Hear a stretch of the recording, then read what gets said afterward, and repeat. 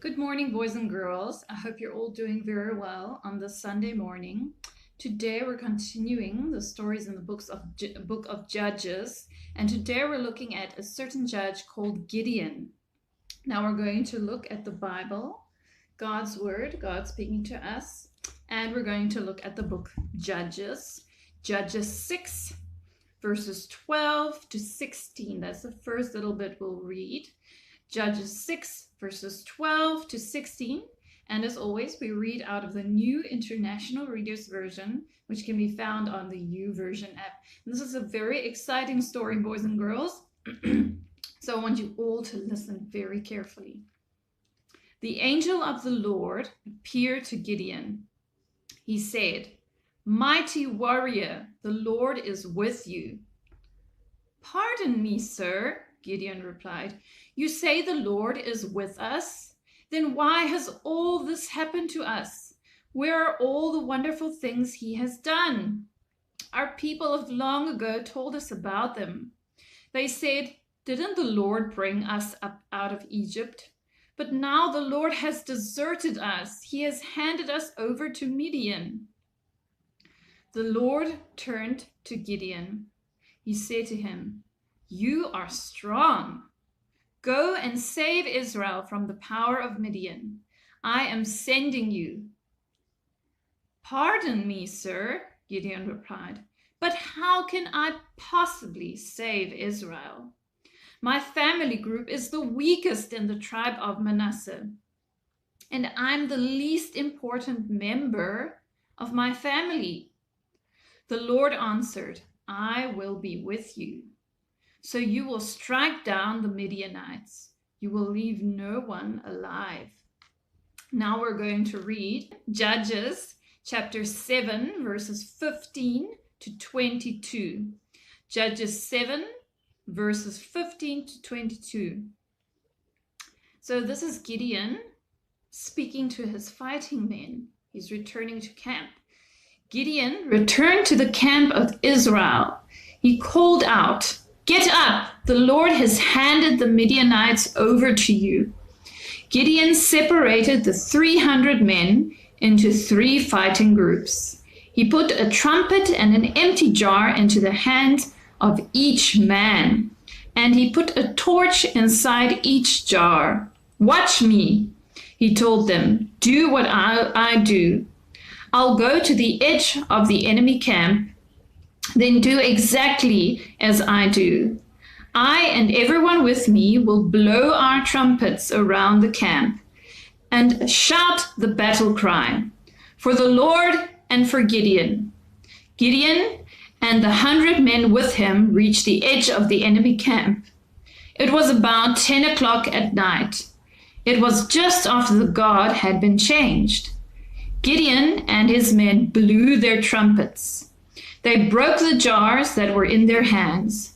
The 3 fighting groups blew their trumpets. They smashed their jars. They held their torches in their left hands. They held in their right hands the trumpets that were going to blow. Then they shouted the battle cry, "A sword for the Lord and for Gideon." Each man stayed in his position around the camp. But all the Midianites ran away in fear. They were crying out as they ran. When the 300 trumpets were blown, the Lord caused all the men in the enemy camp to start fighting one another.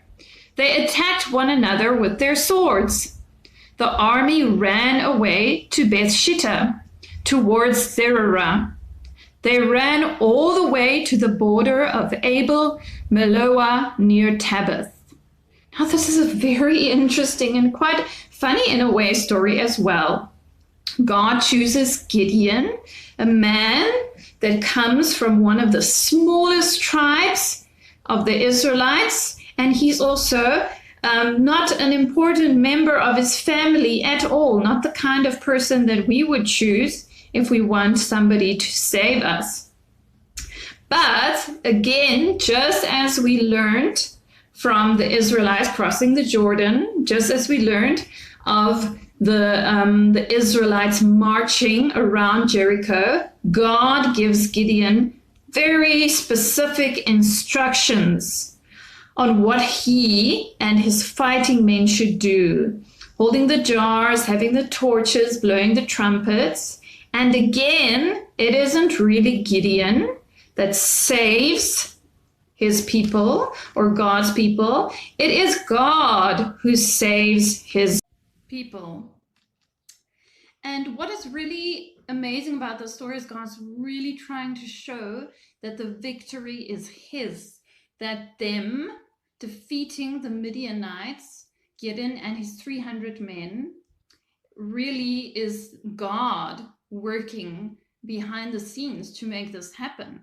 Because there were actually many more men that could have gone to fight, thousands and thousands, but God said to Gideon, no, only 300 men.